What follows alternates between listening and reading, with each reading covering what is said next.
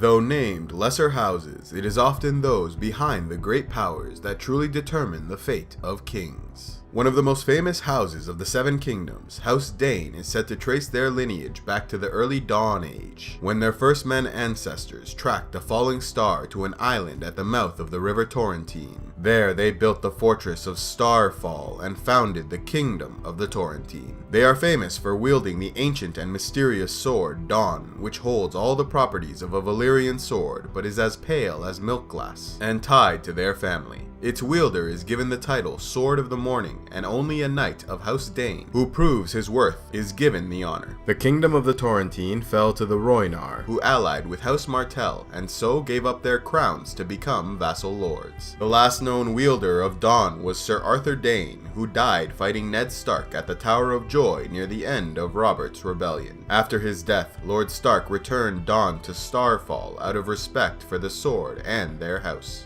From their home in Cedar Hall, House Fossoway has long been one of the primary bannermen to the Tyrells of Highgarden. In the infamous tourney at Ashford in 209 AC, Steffon and his cousin Raymond Fossoway took opposing sides in the Trial of Seven held against a lowly hedge knight named Duncan the Tall. The event was a form of trial by combat between Prince Aedeon Targaryen and Sir Duncan the Tall. 7 combatants on each side were chosen, and the last team standing would be declared the winner. Though he originally agreed to join Duncan's team, Steffon, having been offered a lordship by Prince Aedeon, betrayed his word, and so Raymond, shamed by his cousin's actions, joined Sir Duncan, changing the color of the apple on his shield to green, thus founding the Green Apple Fossoways, who would make their home at the fortress of New Barrel. Raymond, Sir Duncan, and their companions would go on to win the trial.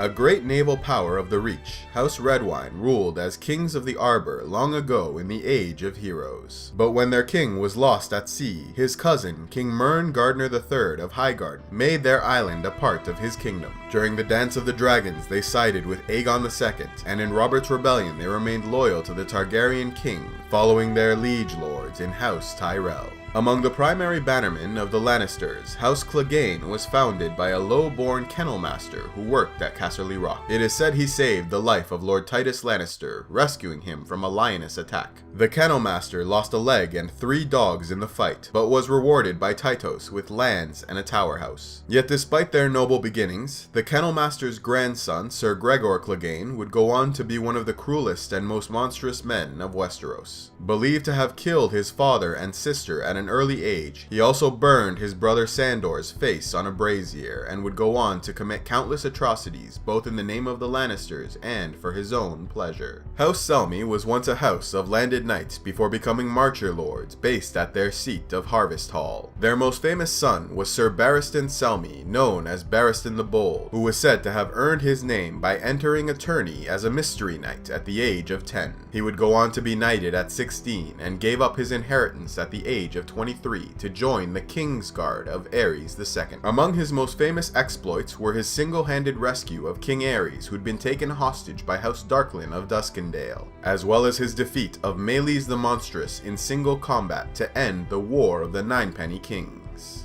One of the most prominent houses of the Riverlands, the Mallisters of Seaguard, were said to have captured their ancestral home of Seaguard from the Ironborn during the reign of King Torgon Grey-Iron. They would go on to found their own petty kingdom until eventually joining the coalition of Riverlords that rebelled against King Harren the Black and bent the knee to Aegon the Conqueror. A small and noble house that made its home in the fingers of the Vale, House Baelish was founded by a landless hedge knight born in Braavos who moved to Westeros under the banner of Lord Corbray as a sellsword. His son would work to become a lesser lord, and his grandson, Peter Baelish, would become the Master of Coin in King's Landing and a trusted advisor to the Iron Throne.